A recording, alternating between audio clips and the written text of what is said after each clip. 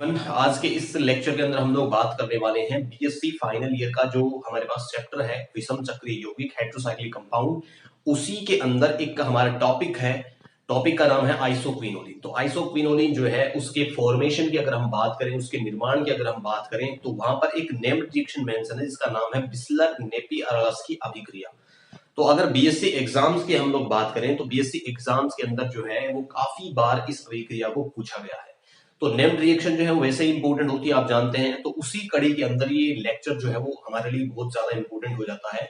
तो अगर आप बीएससी फाइनल ईयर के स्टूडेंट हैं तो ये लेक्चर जो है वो आपके लिए बहुत बेनिफिशियल होगा, क्योंकि हो सकता है कि एग्जाम के अंदर जो है वो आपको मेथड्स ऑफ प्रिपरेशन का सवाल अगर पूछे तो हो सकता है शायद यही रिएक्शन आपको पूछ ले। तो चलिए शुरुआत करते हैं। हमारे पास जो अभिकारक होता है उसकी बात करते हैं सबसे पहले। तो हमारे पास होता है बीटा फेनिल एल्किल एमाइड। तो बनाते हैं सबसे पहले हम बेंजीन रिंग को बनाते हैं, और बेंजीन रिंग को ही मैं कन्वर्ट कर दूंगा किसमें, फेनिल रिंग में। तो कुछ ऐसी स्थिति होती है बेंजीन रिंग के बारे में आप जानते हैं, C6H6 हमारे पास होता है। तो C6H6 जो है बेंजीन रिंग जो है उसके किसी एक कार्बन के ऊपर प्रेजेंट हाइड्रोजन का सब्स्टिट्यूशन अगर मैं कर दूं किसी भी ग्रुप के द्वारा या किसी प्रतिस्थापी को अगर मैं वहां पे लगा देता हूं तो वो कन्वर्ट हो जाएगा किसमें, फेनिल रिंग के अंदर। तो जो प्रतिस्थापी होता है वो कुछ ऐसे प्रेजेंट होता है यहाँ पे, इसको मैं बनाता हूं। यही पोर्शन जो है वो हमारे लिए बेहद इंपॉर्टेंट होगा, इसी से हम आइसोक्विनोलिन बनाएंगे। तो यहाँ पे रहता है NH और इसके साथ एक कार्बन अटैच होता है जिसपे डबल बॉन्ड के साथ ऑक्सीजन रहता है, या आप इसको कार्बोनिल बोल सकते हैं। और यहाँ पे लगा रहता है एक एल्काइल ग्रुप।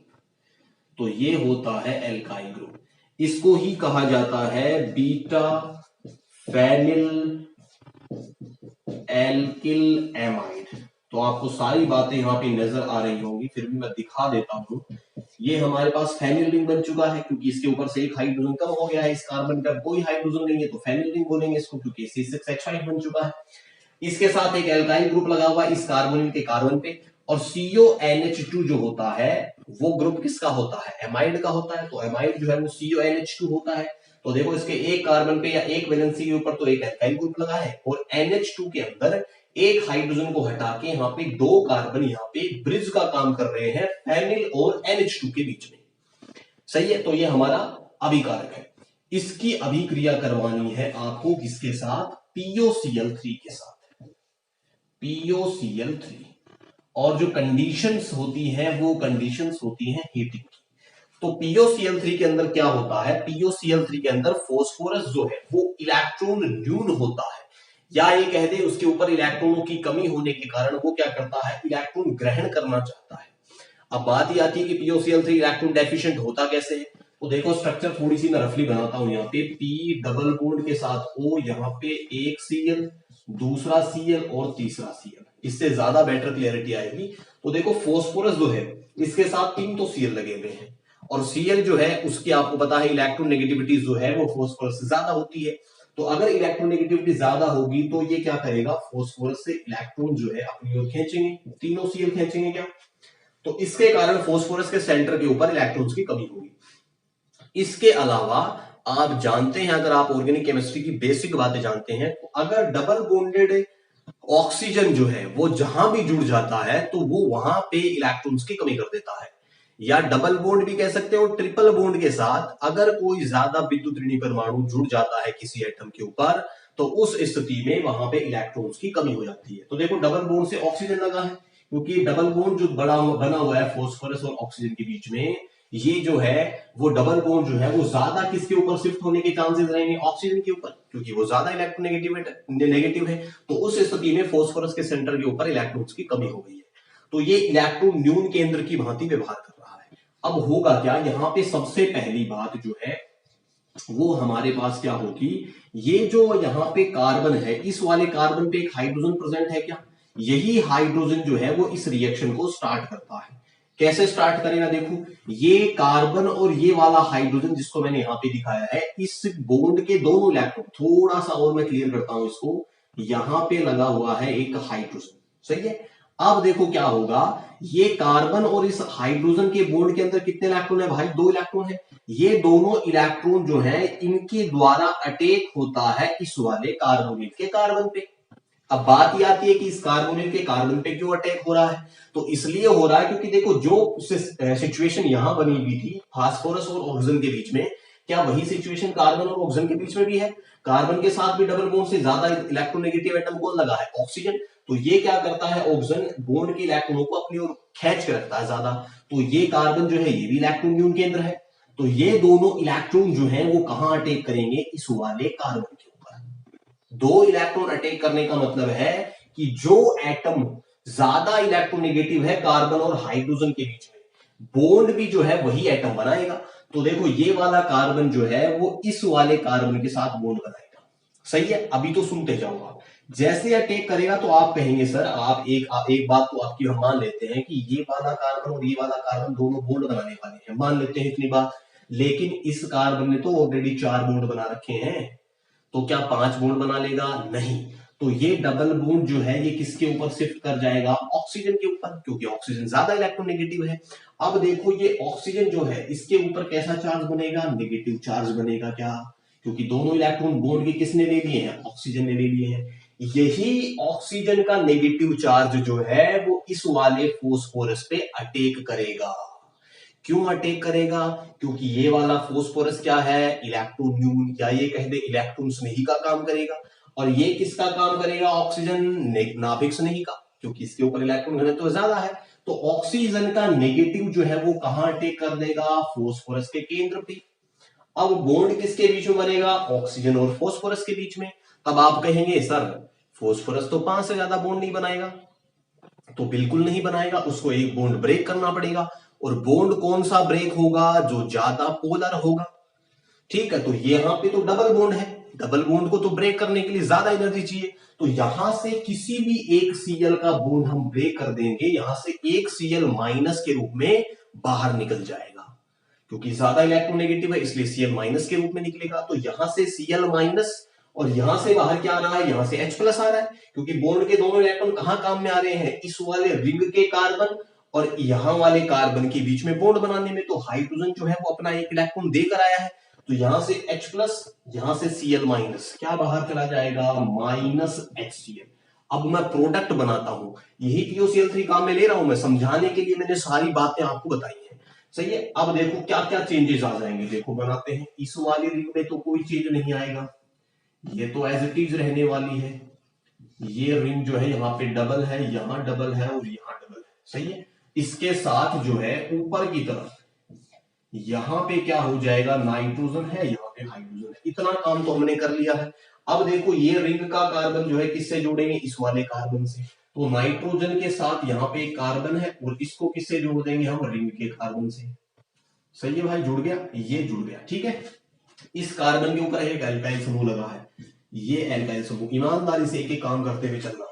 कार्बन के साथ सिंगल बॉन्ड से बचेगा ऑक्सीजन, क्योंकि एक बॉन्ड तो शिफ्ट कर चुके हैं हम ऑक्सीजन के ऊपर, तो सिंगल बॉन्ड के साथ जो है यहाँ पे रहेगा ऑक्सीजन, और इस ऑक्सीजन के माइनस का बॉन्ड बनाएंगे फोस्फोरस के साथ। तो क्या बन जाएगा? ये P, ऑक्सीजन के साथ फोस्फोरस का बॉन्ड बन गया, एक ऑक्सीजन है और 2 ही Cl बचेंगे, एक Cl तो बाहर जा रहा है, तो OP यहाँ पे OCl। इतनी कहानी क्लियर है क्या? सही है, आप वापस से एक बार वीडियो को प्ले करके देख लेना, सारी बातें मैंने क्रिस्टल क्लियर करने की कोशिश करी है। अगला काम क्या होगा? देखो इसको मैं यहां से हटा देता हूं, अगर आप इसको लिखना चाहें तो साथ साथ जरूर लिख लें। यहां पे मैं बनाता हूं अगला स्टेप। अगला स्टेप क्या होगा हमारे पास? यहां से ये जो नाइट्रोजन और हाइड्रोजन के बीच में जो बॉन्ड बना हुआ है, वो वाला बॉन्ड जो है ये शिफ्ट करेगा नाइट्रोजन कार्बन के बीच में। कर गया शिफ्ट। देखो नाइट्रोजन और हाइड्रोजन के दोनों इलेक्ट्रॉन, नाइट्रोजन और हाइड्रोजन के बीच के दोनों इलेक्ट्रॉन मैं कहां शिफ्ट कर रहा हूं? नाइट्रोजन और कार्बन के बीच में। फुल हेडेड एरो जो होता है उसका मतलब है दोनों इलेक्ट्रॉन शिफ्ट कर रहा हूं मैं। तो कहां आएंगे? नाइट्रोजन और कार्बन के बीच में। यहां से हाइड्रोजन किसके रूप में बाहर निकलेगा? H प्लस के रूप में, क्योंकि अपना एक इलेक्ट्रॉन देकर के आ रहा है। अब फिर से वही कहानी होगी, ये कार्बन ऑलरेडी कितने बॉन्ड बना के बैठा है? 1 2 3 4। अगर मैं 2 इलेक्ट्रॉन शिफ्ट कर रहा हूं, इसका मतलब कार्बन और नाइट्रोजन के बीच में क्या बनेगा? एक नया बॉन्ड बनेगा। तो यहां से H प्लस जो है वो यहां से टूटकर जाने वाले OPOCl2 के साथ बाहर निकलेगा, क्योंकि आपको पता है ये एक अच्छा लिविंग ग्रुप है और बॉन्ड किस पे टूटेगा, ऑक्सीजन पे, क्योंकि ऑक्सीजन की इलेक्ट्रोनेगेटिविटी ज्यादा है, तो ऑक्सीजन के ऊपर माइनस रहेगा और यहाँ पे हाइड्रोजन पे कैसा चार्ज है, प्लस है, तो ये क्या बन जाएगा, -OH POCl2। समझ गए, ऑक्सीजन के माइनस के ऊपर क्या आकर जुड़ गया H+, तो ये क्या बना, OH POCl2। यहां क्या चेंज आएगा मेजर प्रोडक्ट के अंदर, तो देखो सबसे पहले तो रिंग बना, ये हमारी पहली रिंग है, यहां डबल है, यहां डबल है और यहां डबल है। ऑर्गेनिक केमिस्ट्री ईमानदारी बहुत ज्यादा मांगती है, सही है, अगर एक चीज भी आप मिस कर गए तो आपकी पूरी रिएक्शन जो है वो गड़बड़ हो जाएगी। तो ईमानदारी से सारा काम करते हुए चलना, आराम से। यहां पे आपके पास बाहर की तरफ लगा हुआ है N और यहाँ पे कार्बन है, देखो ये वाला, इसके ऊपर एक लगा हुआ है एल्काइल ग्रुप, कार्बन और नाइट्रोजन के बीच में कैसा बॉन्ड आ जाएगा, अब डबल बॉन्ड, सही है। देखो ये वाला ग्रुप तो पूरा बाहर चला गया, एलिमिनेट हो गया। एरो बनाना बहुत जरूरी है समझने के लिए, तो यहाँ कार्बन और नाइट्रोजन के बीच में क्या बन चुका है, डबल बॉन्ड बन चुका है।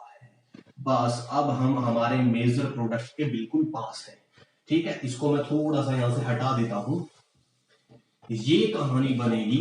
यहां पे हमें क्या करना है, यहां पे हमें लेके आना है या तो पीडी कार्बन लेके आ जाओ, या सल्फर लेके आ जाओ, या आप लेके आ जाओ सिलेनियम, ठीक है। पीडी कार्बन लेके आ जाओ, या सल्फर लेके आ जाओ, या सिलेनियम लेके आ जाओ। ये क्या करेंगे, ये करेंगे विहाइड्रोजनीकरण।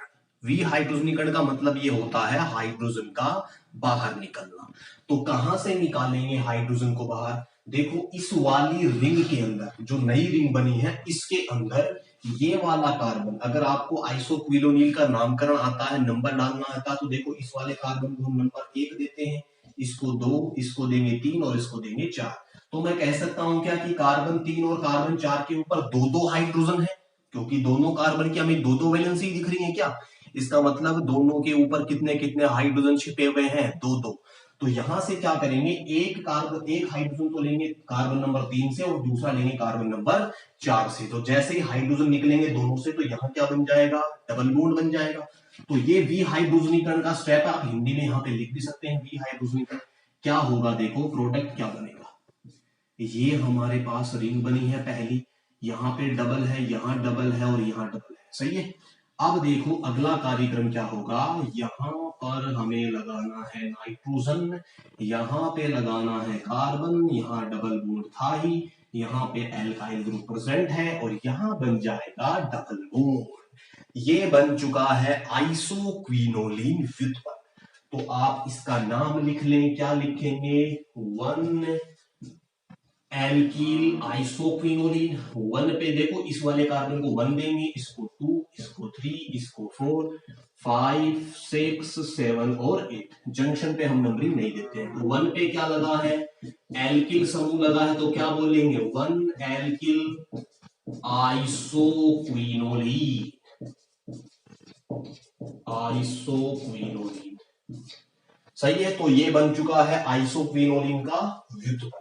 इसको क्या बोलेंगे, इसका नाम और लिखें, तो इसको हम क्या बोल देंगे, 1 एल्किल 3,4 डाइहाइड्रो आइसोक्विनोलिन। इसका भी नाम लिख लो आप, 1 एल्किल 3,4, क्योंकि देखो 3 और 4 पे, कार्बन नंबर 3 और 4 पे 2-2 हाइड्रोजन है, इस पे भी 2 है, इस पे भी 2 है। 3,4 डाइहाइड्रोजन या